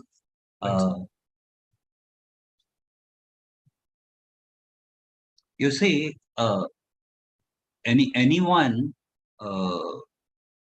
a youngster, let's say 18, 20 years of age, uh, complaining of any kind of physical symptoms, um, breathlessness or headaches or chest pain, abdominal pain, these are all very commonly seen by pediatricians, or, once they cross 18, they may be seen by physicians. They need an evaluation. You see, these are what we would call somatic symptoms. And the important thing is that the person is suffering headache or chest pain, whatever. A lot of people that go to doctors will wonder, I am so young, how can I have this? But there are bona fide illnesses. People may have asthma, there may be some congenital problems. There is this issue of childhood migraine. There are so many pediatric disorders, or a lot of disorders which have their onset during adolescence, psychiatric and other ailments. So I would first say anyone who has these complaints probably should see either a physician or a pediatrician, and I think they'll do a reasonable evaluation. A reasonable evaluation. One of the principles is common things occur commonly. So they'll rule out common conditions, and if a further detailed evaluation is required, I'm sure they'll pursue that. But a lot of people can have somatic complaints, and they may be manifestations of depression, anxiety, and I think that also should be considered. But it is up to the medical doctor, based on the constellation of signs, symptoms, maybe the family history, what is there in the family history, and then, if required, refer to a psychiatrist, and the psychiatrist can, take it up. Sometimes we also wait and watch. Things can evolve over a period of time. This applies to both physical and psychological conditions. You find a lot of people first presenting just with anxiety for several days, weeks, and then they go on to have something else. Maybe something like a depressive episode or a psychosis. So that is another thing. So it's all very fluid. And at a given point of time, we can only say this is what is happening, and regular follow-ups will help us to make a more pointed diagnosis. So I would recommend to the person that follow up regularly with the doctor, and no harm seeking a psychiatric opinion if it is recommended. As Dr. Kaul said, there's a lot of stigma, but I think we should consider this also to be a part of the helping profession, or a part of medicine and ancillary specialties. And we also assure people of confidentiality and taking their symptoms seriously. Wonderful, sir. Here's another question for you, sir. Yes. How long does depression last? Right. Now, I would just like to bring in an example here. How long does depression last? Each disorder or disease, this has been studied in modern medicine, has its what we call course and outcome. I'll give you an example. For example, people get typhoid. If you don't treat typhoid, it probably would last 3 weeks. After 3 weeks, people recover, or they develop complications. They can develop complications. Let me not go into that. Or they can even go into what is called as a carrier state. So similarly, depression, before the advent of medicines or effective treatments, there have always been treatments around, may not be medicines, but they've been studied, and they found that if you don't treat depression, it may last for about 6 to 9 months. So a typical episode lasts about 6 to 9 months. But there is also a chance, and a very good chance, of depression going on something called chronic depression. And that typically can go on for years together, 2 years or more. We see people in clinical practice who have depression for a long, long time. And then there is something called double depression. People may have low grade, it's amazing, I would say, how people bear suffering for a long, long time. You talk to some people and they'll say, I've been like this for years, but now it has gotten worse. There may be something called double depression, low grade depression for years together, and then they worsen, and then they finally decide to seek help. So, to put it very simply, depression may typically last for 6 to 9 months or so, but it can go on longer, much, much longer, and left untreated, it can go on and on. Chronic depression. Wonderful, Doctor. Dr. Sakshiko, this is a question for you. Young adults are also being prone to depression. What can be done to manage it? See, again, I'll link it to this to another question that has come in. I'm trying to read the questions also simultaneously, where they have this clarity they want to seek about. That is addiction and depression the same thing? Well, technically, no, they're two different things. They can coexist. It's called as comorbidity, but one can lead to the other, that's for sure. So sometimes those who are depressed, they tend to drink or get into a habit of drug use, abuse, and hence get addicted. And sometimes those who are addicted, when they're not able to come out of the addiction and keep falling back to that, they may get into the state of depression. So certain things definitely are linked. And while I'm trying to answer that how young adults can help themselves, essentially one is all aware. Somebody else is also asking this question, that how do I identify? So we are all aware of what we like, what we don't like, the dislikes. You can maintain a journal, you can look into it, what's causing a trigger of a or a concern, and thereby look into it how you can manage it. We all have certain coping skills. So look into your own coping skills, look into what's more comfortable to use. A small thing like maybe a particular medication may suit me and may not suit the other person. Something very similar, a practice may suit me as it may not suit someone else. So whatever suits best to you, but looking into the three basic aspects, that your physical health should allow, your cognitive state of mind should remain happy, and overall mental health gets positively affected. So that is very important. So engage in a constructive engagement, have a positive hobbies, have some constructive activities that you're doing everyday basis, have a healthy eating habits, and make sure you are exercising, because that really helps. Wonderful. Dr. Prabhu, a very interesting question. Are medicines used in the treatment of depression dangerous and addictive? So this is a very commonly asked question by patients whenever I prescribe an antidepressant. See, there are medicines which are used in the treatment of depression, and they are called antidepressants. There are people who are, trying to change this approach, and they want to see what the medicine does. I'll give you an example. There is this medicine called carbamazepine. It is used in epilepsy. And in psychiatry, we use it as a mood stabilizer. Neurologists also use it for treating pain. People with diabetes, sometimes they get neuropathy and they use it for pain. So one medicine is used for different indications.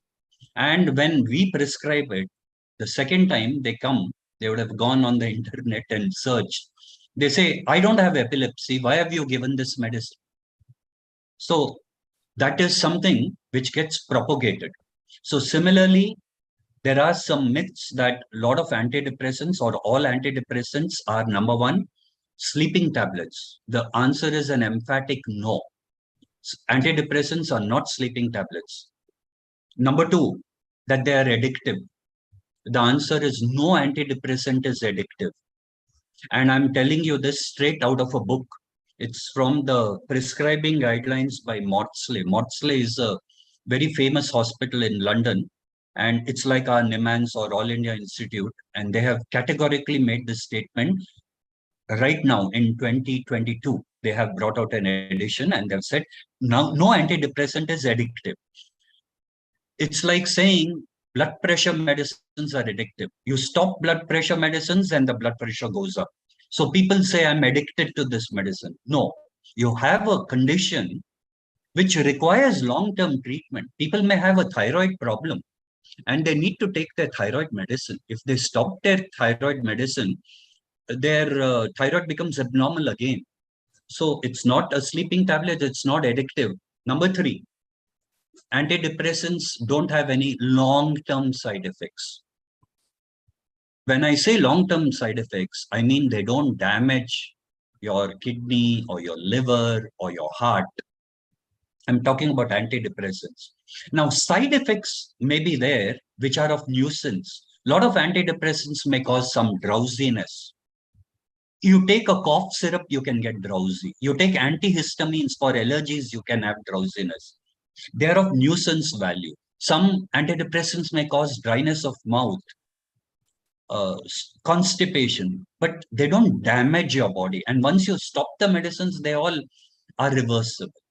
So this is something I would like, and that medicine has really advanced and there are good antidepressants, but we don't have a perfect drug. Let me be humble enough to say that our science has not advanced so much that we have medicines which are devoid of any side effect. Even a simple paracetamol, Dolo 650 has side effects. Everything has side effects. So we are not that perfect, but these are safe and approved medicines. Approved all over the world. They are used in North America, in Europe, in Australia, in our country. So they are approved medicine. We don't use banned drugs, So that's something that to bear in mind. So one quick question to you. Medication and depression. Medication for depression, is it throughout the life that we have to take? Excellent question. Maybe a proportion of patients with depression need lifelong treatment. Now, as I said, we'll treat depression for about 6 to 9 months. Or maybe, there are people, some authorities, there's a famous psychiatrist called Guy Goodwin in England. He says treat for 1 year, whatever it is. No one will say more than 1 year to begin with. And we stop these medicines. And within a month or so, the person comes back. Now, there is a relapse that has occurred. And let's say while on medicine, the person became 100% normal. So we would treat the person again. Whatever, we may treat, for 2 years. And then we stop medicine. Person stays well. Then we don't give medicine. But let's say the person gets the 3rd episode, 4th episode, and the depression causes significant functional impairment. Person doesn't go to school or to work. It causes a lot of impairment in relationships, in the professional life, and the person may become suicidal. The severity of depression also. So then we may say, okay, since it is recurrent, episodes are occurring frequently, and there may be a family history also. I saw a girl just maybe about a week ago, 10 years old, who had overdosed on something. And when I went and spoke, there were 2 relatives in the family who had ended their lives, uncles actually. Now, I would treat this person for a longer time, not lifelong, but for a longer time. So we have to factor in all this, the family history, the intensity of the duration, episodes of depression, how many episodes, what happened during the episode, and then decide. There may be people who require long-term treatment. And I'll tell you one more thing. This is something that has been demonstrated, that when you use antidepressants, new neurons can grow in the brain. And also the neurons in the brain are protected and they form what we call dendritic connection. So actually the brain may be facilitated in its functioning. This is something that has been demonstrated several places across the world. Wonderful, Doctor. Dr. Sakshi, this is a very interesting question. It is coming from a lot of teachers. We are interacting with teenagers at school. How do we handle and guide a teenage love at school? Very interesting indeed, I believe. I think love is the potent source.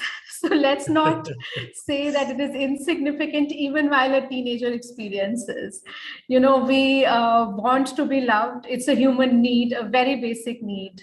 And hence, I will say what is important is how we constructively tell them that love is everything, yet they have to do everything else so that they are loved. One important part is that, because in the process of, you know, here the only concern that sir comes in when children in the young age nowadays, we say that they take love to the level of something called an obsession. That is a very unconstructive form of love, and they need to understand that to love does not mean that you have to hold on to someone, but the idea is to set them free. Right? So as simple as that, having a very constructive engagement in talking, don't demean the idea of love, because we often tell them, oh, you do not have to love at this age. But well, let's be honest, we want a very loving and affectionate society. So let's encourage that, but let's tell them that what is expected, some do's and some don'ts, because in the idea of love, people also become a little more active. When I say active, I mean engaging in some kind of a sexual risk behavior. So that is something that teachers can maybe do a talking about if required. Otherwise, I believe it's a healthy aspect of wanting to love someone and being loved. So let's not demean the students, because that's where, you know, when they feel that sometimes parents or an elderly person is not understanding us. Wonderful. Dr. Prabhu, we just have last two questions for you, and then of course one question for Dr. Sakshi. This is the first question of the last two. If depression symptoms are unidentified, whether it will lead to major psychological issues like psychosis? That's the first question to you, sir. Okay. Do you want me to answer that now? Yes, sir. Yes. Okay. Now, that's a very commonly asked question by patients who come with depression. Am I going crazy? That's the term they ask. Will this transform into something else? Will I be admitted into the hospital? Will I lose my memory? So a straightforward answer is that probably not. In most of the cases, not. It's very, very rare that depression is what we would call a prodrome, or the initial stage of a psychosis. So that's rare. If people have had recurrent depressive episodes, then it is probably just depression, or it could be bipolar depression. At the most, it may turn out to be a bipolar disorder, but we seldom see it being transformed. And I always try to reassure people that you will have your sanity intact. And, you know, this is not something else. You're already most of these are highly functioning individuals in society who contribute a lot. There have been many famous personalities with depression, very creative and, you know, holding high positions, capable of doing a lot of cerebral work. So that is something that we need to convey. But untreated depression or poorly treated depression, this is something that has been documented, does put one at risk for so many other ailments, both psychological or psychiatric and physical. I'll give you some examples. There's a strong association between heart disease and depression.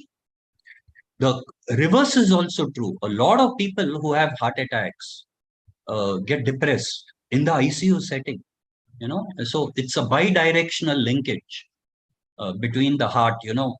This old phrase, he died of a broken heart, or this broken heart syndrome.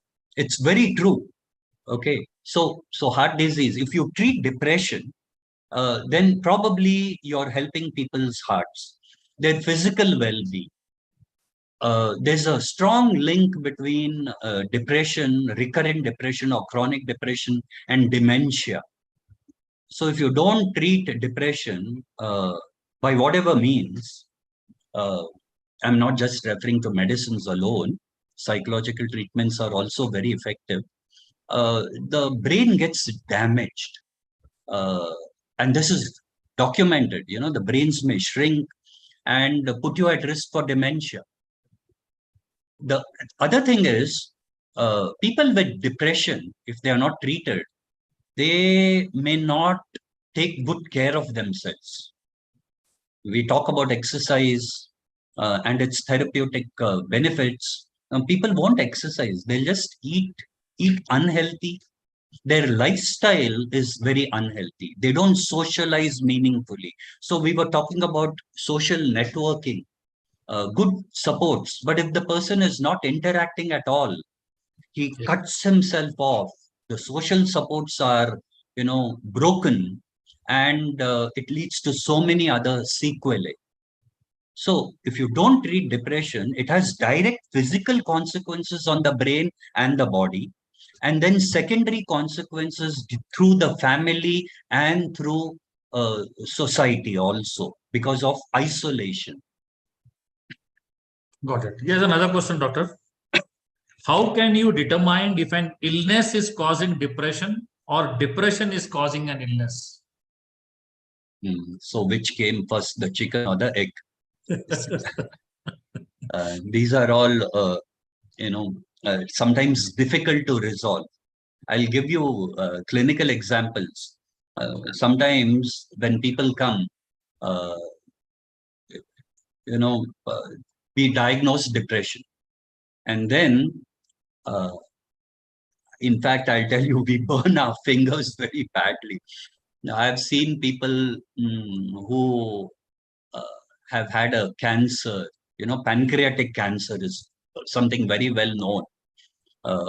But pancreatic cancer is very rare. If everyone who comes with depression, I order for an abdominal scan, that will be terrible medicine. It's not good practice, but it can present that way. So it can be a presenting feature, but it is rare. The important thing is to bear in mind that we should be open to what people say, the patient says. And the other thing is, just follow people up. There are a lot of people with the thyroid problem who can have depression. You treat the thyroid problem and the depression persists. Now, hypothyroidism or a sluggish thyroid can cause depression, but here it didn't go away when you treated the person. So probably those are two separate entities and you need to treat the depression. So this is something which is difficult to say, but it is known that there is a secondary depression. Medicines can cause depression. For example, some hypertensives, can cause depression. People use something called interferon therapy for liver disorders. They can cause depression. Medicines used to treat acne can cause depression. And sometimes skin specialists ask for a psychiatric clearance. So some things may be very straightforward and evident. Some things may not be. But what is important is to treat both where required. Wonderful, sir. Dr. Sakshi, one last question for you. Nowadays, we hear our children that we are undergoing depression. How to take a call as a teacher? Can we diagnose them as entry-level case or entry-level cause? See, I already said that a very no to a diagnosis at the level of the teachers. I would request that if something like that is happening, every institute has a counselor, I believe. So they would have a basic knowledge of the subject psychology, whereby they would actually interact with the student and see if there's a requirement of a proper diagnosis needed. And at least at this level, if they want to help, they should put them into the counseling session, because sometimes we really don't need medication always for a depression state, because it's not a depressive disorder, but just an experience to begin with, counseling could benefit for sure.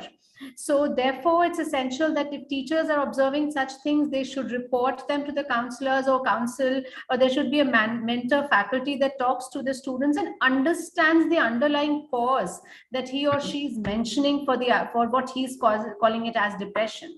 Sometimes the fact that, like you said, somebody loves someone, and just because the girl or the boy said, no, I'm not interested, they may experience depression, right? And it's very natural. It's a feeling of pain and heartbreak, just that it's not visible. We tend to negate it, but it does exist. But talking thereby will help. So if they are talked to, if they are heard well, if their emotions are set free and they feel that they're being heard well, then that's the best way a teacher can help at the school level. But if you feel as a teacher that the system, the symptoms or the engagement is lacking, or the fact that they are getting disengaged or uninterested in their activities, then you need to seek professional help. Wonderful. We have 2 open questions. I would request anybody from Dr. either Vikram Prabhu sir or maybe Dr. Sakshi to answer it. The first one goes, does depression get cured completely? Ma'am, is So it please, okay? I think you would be the best to answer this. No, you can add, ma'am. You can definitely. Sure. I must appreciate how you have complimented me, because I really thought you covered what I left out very well. I'm very grateful to you for that. So depression getting cured. The answer is, see, there are 2 things. One is treatment and the other one is cure. Depression is definitely very treatable, eminently treatable. So I want to generate hope in everyone who is present here, that depression is highly treatable. Cures are possible. Now, as I said, I know people, a lot of people, patients who run into me outside and say, doctor, do you remember me? I saw you once upon a time. Now I'm totally all right. I, as a doctor, think, where did this person disappear? One of the commonest reasons in our country, maybe people don't follow because they're all right. They have become cured. So they think that, why should I go to the doctor if I'm all right? So there are a lot of people who say, I'm off medicine. And I say, thank you. You have done what I would have dreaded to do on your own, and you're all right. Sometimes, this is a very vexing question, how to stop the medicine, what will happen, will people come back if they have a relapse? A lot of people in our country, they do well. And there may be multiple factors, good social supports, good family support. These are all factors, and people understand, they make lifestyle changes. So definitely, I want to generate hope that a lot of people may do well. Some people may require support either psychologically or medicine wise. So yes, this word cure, I would say a lot of people recover. Recovery can also mean they're able to function. They're able to function professionally and in terms of their own personal life or their relationships. So let us use the word functionality rather than recovery, because this word recovery may have different connotations for different people. But functionality, we can probably, it's more tangible. Right, sir. This is another one, open question. Is hyperactiveness also depression? Okay. Ma'am, with your permission, see, there is a form of depression called agitated depression. And they may be hyperactive in the sense they are pacing, always doing this, wriggling of their hands. They're unable to sit still. In fact, a lot of people, they are unable to wait because they keep standing up. So there is this inner restlessness, both in their minds and physically. So what is important is this hyperactivity would be something that has its onset much earlier. Maybe typically before the age of 11, they say now. When I was a student, they said 7. Now they say 11.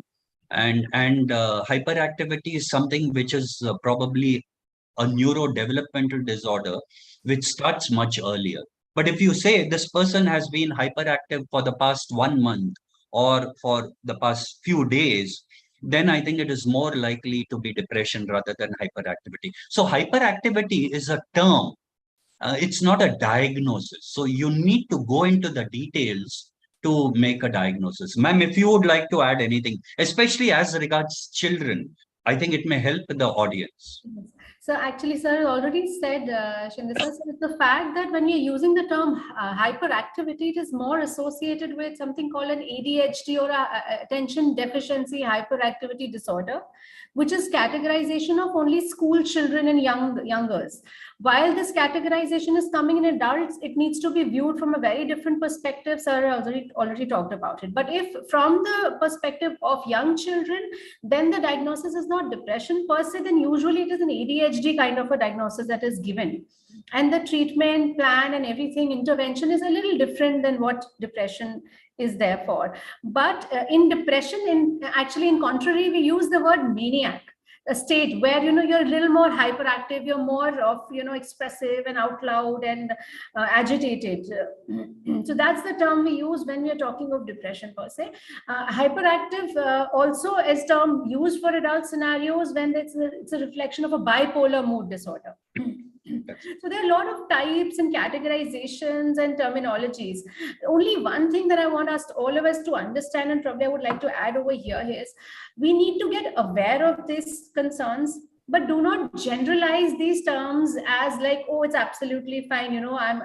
I'm sad and I'm saying I'm depressed. There's a lot of difference. So let's acknowledge the fact, like nobody is going to just say, no, I have COVID, right? We all want to say, no, I don't have COVID. Right? Even while I'm having like a bad throat, I'm trying to say I have flu, okay? Until I've got a diagnosis done. So something very similar should be attained for the psychological states, that please do not categorize or do a self-diagnosis, or as an educator do a diagnosis. Let's leave the diagnosis for the experts. And if it falls in that category, then they will do the adequate requirement of medication and counseling. But in general terminologies, if somebody is hyperactive, there's another kind of assistance and help that can be done. So that's all. Thank you. Is depression hereditary in nature? Sir, please.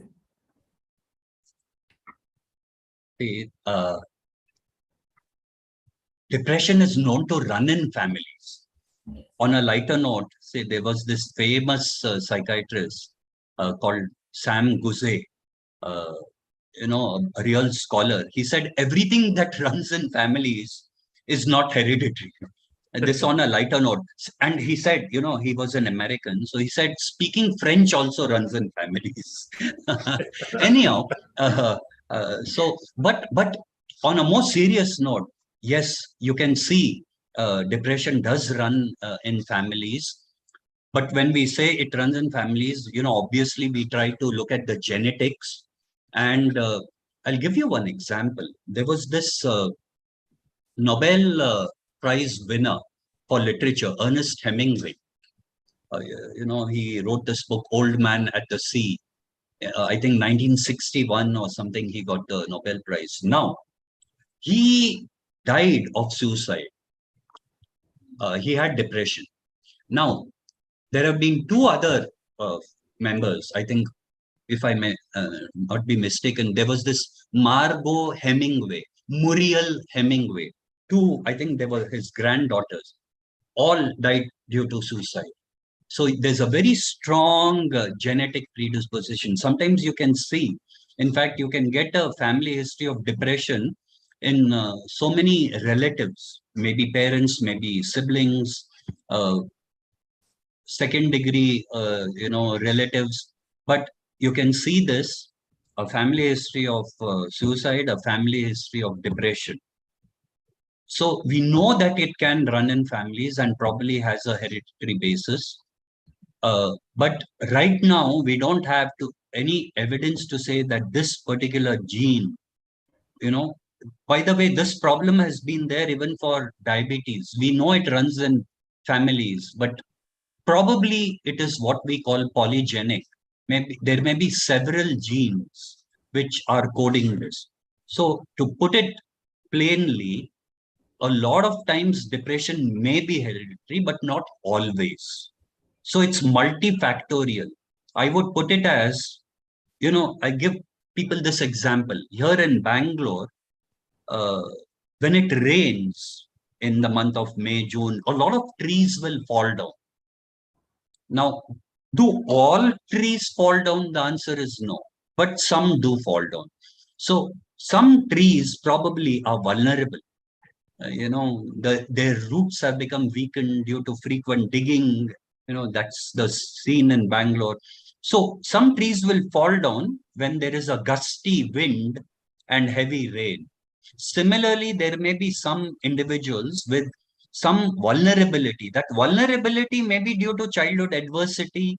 It may be due to genes, several things, or as I said, the allostatic load.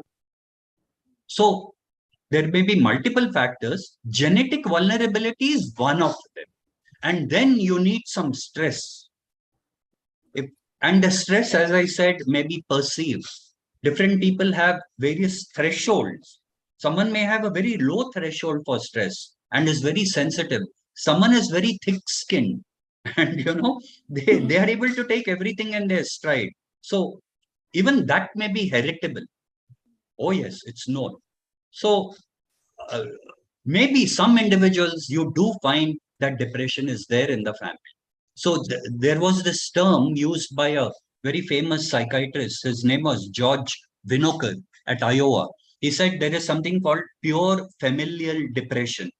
And you can see this, from one generation to another. Wonderful, doctor. So with this, I would like to thank, first of all the teachers and principals. We have them across the country. More than 670 people have registered. And we have this live put across in Facebook where many of them are watching. But yes, we would like to thank all the teachers and principal who have taken out time and and been part of this very, very informative session on the depression in terms of symptoms and the remedies. Our special appreciation and a sincere gratitude to Dr. Vikram Prabhu for taking out time and being with us under the School Development Initiative program. And yes, a sincere thanks to Dr. Sakshi Kaul. You have always been supporting us for such programs on the mental health, on the other areas also. It's always a great opportunity to have you on this call and have your experience shared with a lot of the aspiring teachers or a lot of these budding teachers who look at making their jobs more and more successful, or maybe attempting to be successful, or trying to put their passion so that they are able to enjoy their profession to the greatest. So thank you to both of you for being there, and a big thanks to the Vice Chancellor, sir, for being available today to welcome all the participants and to set the context. Keep watching, participants, keep watching our emails. We will be sending you the next topic very soon, and in maybe a week's time, we will again have the opportunity of inviting you for another interesting session. Thank you so much for this interesting session, and we look forward to seeing you very soon. Thank you so much. Thank you. Thank you so much. Congratulations to you for the successful closing of the event. Thank you. It was my pleasure. Thank you.